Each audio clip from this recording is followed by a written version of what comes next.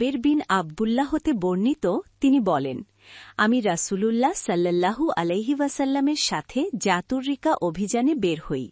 আমার একটি দুর্বল উটের পিঠে চড়ে আমি বের হয়েছিলাম।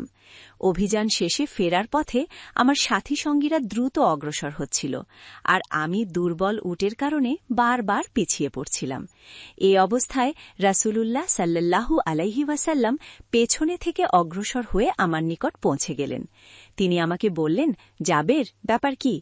আমি বললাম, হে আল্লাহর রাসূল সাল্লাল্লাহু আলাইহি ওয়াসাল্লাম, আমার এই উট আমাকে পেছনে ফেলে রেখেছে। তিনি বললেন, উটটিকে বসাও। জাবের রাদিয়াল্লাহু আনহু বললেন, আমি আমার উটটিকে বসালাম এবং রাসূলুল্লাহ সাল্লাল্লাহু আলাইহি ওয়াসাল্লাম ও তার বাহন থামালেন। তিনি আমাকে বললেন, তোমার হাতের ছড়িটি আমাকে দাও, অথবা একটি গাছের ডাল ভেঙে এনে আমাকে দাও। আমি তাই করলাম। তিনি সেটি দ্বারা উটকে কয়েকটি খোঁচা মারলেন। তারপর আমাকে বললেন, এবার তুমি উটের পিঠে বস। আমি উটের পিঠে উঠলাম। উটটি চলতে শুরু করল।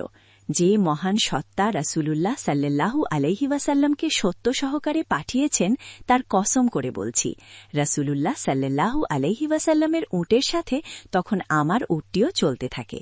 আমি চলতে চলতে রাসূলুল্লাহ সাল্লাল্লাহু আলাইহি ওয়াসাল্লামের সাথে আলাপ করছিলাম।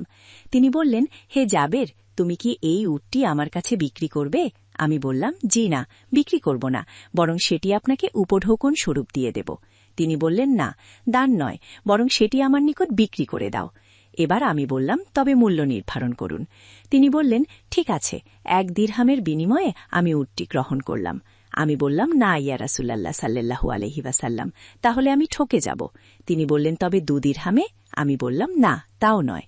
এরপর রাসূলুল্লাহ সাল্লাল্লাহু আলাইহি ওয়াসাল্লাম অনবরত দাম বৃদ্ধি করতে লাগলেন। শেষ পর্যন্ত বললেন, 1 উকিয়া তথা 40 দিরহামের বিনিময়ে। আমি বললাম, তাতে কি আপনি খুশি? তিনি বললেন, হ্যাঁ, আমি খুশি। আমি বললাম, তাহলে আপনি এই উটের মালিক হলেন। তিনি বললেন, হ্যাঁ, আমি তা গ্রহণ করলাম। এরপর তিনি বললেন, হে জাবের, তুমি কি বিয়ে করেছ? আমি বললাম, জি হ্যাঁ ইয়া রাসূলুল্লাহ সাল্লাল্লাহু আলাইহি ওয়াসাল্লাম। তিনি জিজ্ঞেস করলেন, কুমারী নাকি বিবাহিতা? আমি বললাম, বিবাহিতা। তিনি বললেন, কুমারী বিয়ে করলে না কেন? তাহলে তুমি তার সাথে আনন্দ করতে, সেও তোমাকে নিয়ে আনন্দ করত। আমি বললাম, ইয়া রাসূলুল্লাহ সাল্লাল্লাহু আলাইহি ওয়াসাল্লাম, আমার আব্বা উহুদ যুদ্ধে শহীদ হয়েছেন। তিনি 7টি কন্যা সন্তান রেখে গেছেন। তাই আমি একজন বয়স্কা মহিলা বিয়ে করেছি, যাতে সে ওদেরকে দেখাশোনা ও তত্ত্বাবধান করতে পারে।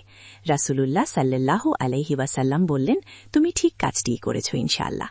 আমরা যখন সিরার নামক স্থানে পৌঁছব, তখন আমি উট জবে বেড়ার নির্দেশ দেব।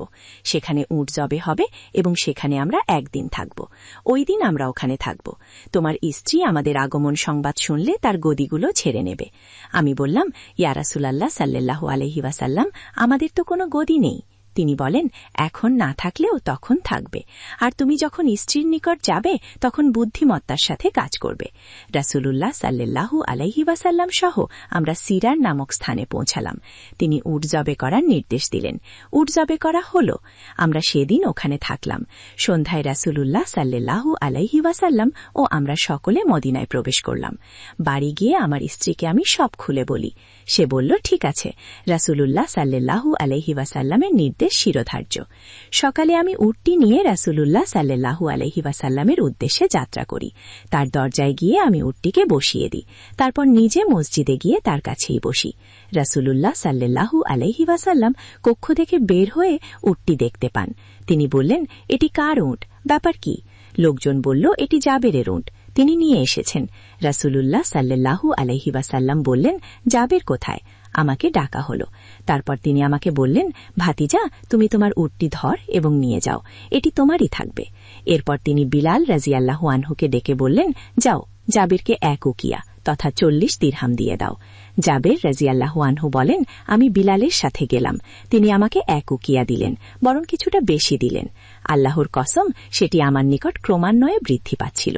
আমার পরিবারের মধ্যে মুদ্রাটির একটি আলাদা মর্যাদা ছিল। অবশেষে হাররা দিবসের বিশৃঙ্খলায় সেটি হারিয়ে যায়। শিক্ষা: 1. পণ্য ক্রয় বিক্রয়ে দাম দর করা যায় এবং দাম বৃদ্ধি করা যায়। 2. নির্দিষ্ট দামে পণ্য ক্রয় করার পর বিক্রেতাকে কিছু বেশি দেওয়া যায়। 3. কর্মীর খোঁজ খবর নেওয়া এবং তার অবস্থা পরিবর্তনের জন্য দান করা যায়। 4. নিজের প্রয়োজন থাকা সত্ত্বেও অন্য ভাইয়ের জন্য দান করা, যেমন জাবের রাজিয়াল্লাহু আনহু, সেও উটটি রাসূল সাল্লাল্লাহু আলাইহি ওয়াসাল্লামকে দিতে চেয়েছিলেন।